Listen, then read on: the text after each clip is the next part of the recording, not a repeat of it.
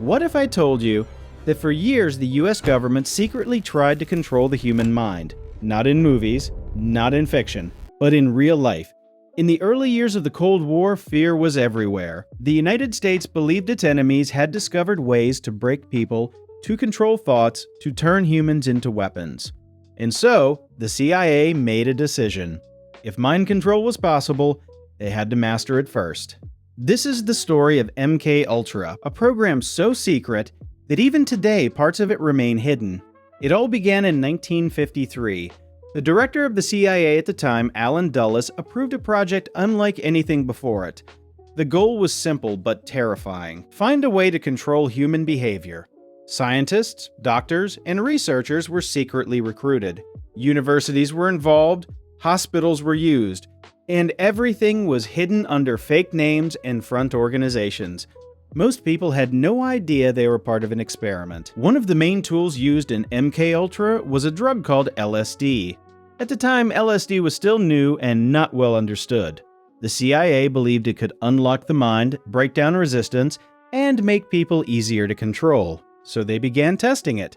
But here's the disturbing part. Many subjects were not volunteers. People were given LSD without their knowledge.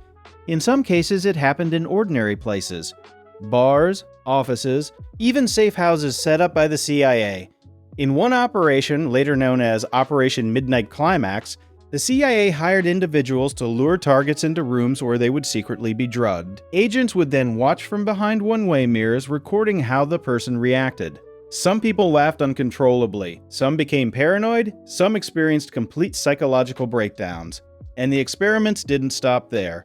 The CIA explored hypnosis, sensory deprivation, electric shocks, psychological torture. They wanted to see how far the human mind could be pushed, and how easily it could be broken. In hospitals, patients were subjected to extreme treatments. In one well-documented case, a psychiatrist named Dr. Donald Ewan Cameron conducted experiments funded by MKUltra. His methods were brutal. Patients were put into drug-induced comas for weeks. They were exposed to repeated audio messages for hours, sometimes days, in an attempt to erase and rewrite their thoughts. Many of these patients entered the hospital for minor issues like anxiety. They left with permanent damage, memory loss, confusion, emotional instability. Some never fully recovered. One of the most tragic stories linked to MKUltra is that of Frank Olson. Olson was a scientist working with the U.S. Army. In 1953, during a meeting, he was unknowingly given LSD by CIA officials. In the days that followed, his behavior changed dramatically. He became anxious, disturbed, paranoid. Just 9 days later, he fell from a hotel window in New York City. His death was officially ruled a suicide. But decades later, questions began to surface. Was it really suicide? Or something else? Even today, the full truth remains unclear. As the years passed, MKUltra continued in the shadows. Dozens of sub-projects were created, each focused on different aspects of mind control: drugs, brainwashing, interrogation techniques. The program operated in secrecy for over 20 years. Then, in the 1970s, everything started to unravel. During the Watergate scandal, investigations into government activities revealed something shocking. The CIA had been running illegal experiments on U.S. citizens. In 1973, as pressure increased, the CIA director at the time ordered most MKUltra documents to be destroyed. Thousands of files gone forever. But not all of them. A small number of documents survived, and what they revealed was enough to shock the world. In 1975, the U.S. Congress launched an investigation known as the Church Committee. For the first time, MKUltra was exposed to the public.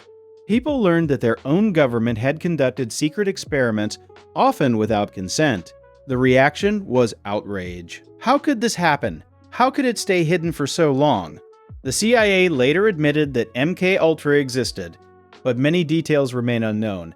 No complete list of victims was ever released, no full explanation was given, and many of those responsible were never held accountable. Today, MKUltra stands as one of the most disturbing chapters in modern history, a reminder of how far institutions can go when fear takes control.